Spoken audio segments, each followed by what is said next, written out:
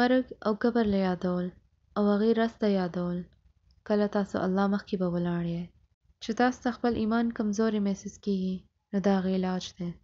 او نن سبا ما د مرګ په اړه دومره بیانونه ورکړي دي چې زما د دنیا نه یقین خلاص شو او څومره شی هم الله ما ته درکړی دی زه هغې باندې خوشحاله شم.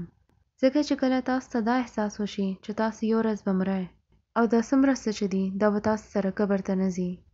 اول ته به تاسو سره بس یو شی ځي، دا یو کرنسي ده چې کوم تاسو ته به پکارېږي.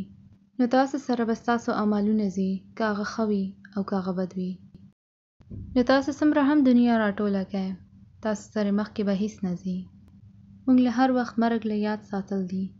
نبي صلی الله علیه وسلم به ویل چې د دنیا خوند خلاصولو والي شی له یادوئ. نو هغه څه شی دی؟ مرګ. هغه هر شی کوم چې تاسو ته مزه درکوي. مرګ د هر شی خوند خرابولی شي. مرګ نه وروسته به تاسو ته د خبرې احساس کیږي کله به چې تاسو د دنیا ته ګورئ په یو نظر به ګورئ او تاسو به پوه شئ چې دا دنیا څومره سپک شی دی. کله به چې موږ دې نه ځو نو موږ ته به احساس کیږي چې دا دنیا خو هیڅ هم نه ده، څومره وړیکې ده او اصل خلک خو هغه دي چې چاته ژوند کې د احساس وشي. نبي صلی الله علیه وسلم خپل صحابیانو سره یو ځل چېرته روان یو او هلته د یو ځناور مړ پروت و. هغې بدن ګرمۍ کې څښا کېدو او د ټپوسانو هغې غوښه خوړله. نو نبي صلی الله علیه وسلم هغې غوښې نه یو برخه اوچته کړه او بیا ټولو نه یې پوښتنه وکړه چې څوک شته کوم چې ما نه دا 1 دینار کې واخلي.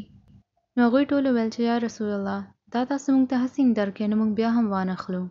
نو بیا رسول صلی الله علیه وسلم ویل چې دا خبره نن پوه شئ چې د دنیا کې څومره څه هم دي، څومره مال، جایداد، دولت، دا هر څه الله په نظر کې داسې دي څنګه چې ستاسو نظر کې دا مردار.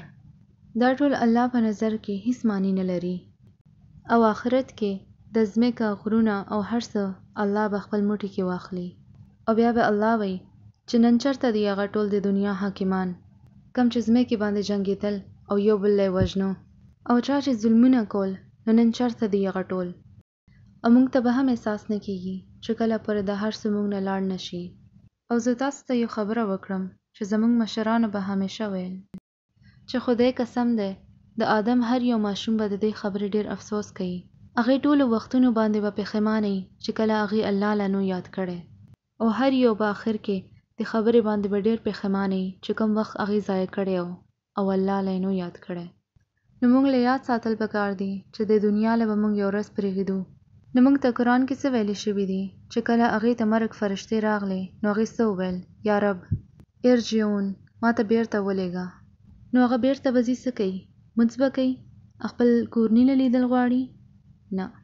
لعلی اعمل صالحا فیما ترکتو، چې هغوی نه زه څه ښه کار وکړم کوم چې ما پرېښي وو چې بیا نه یو ځل ما ته ژوند میلاو شي نو زه هغه ټول ښه کارونه وکړم کوم ما پرېښي وو.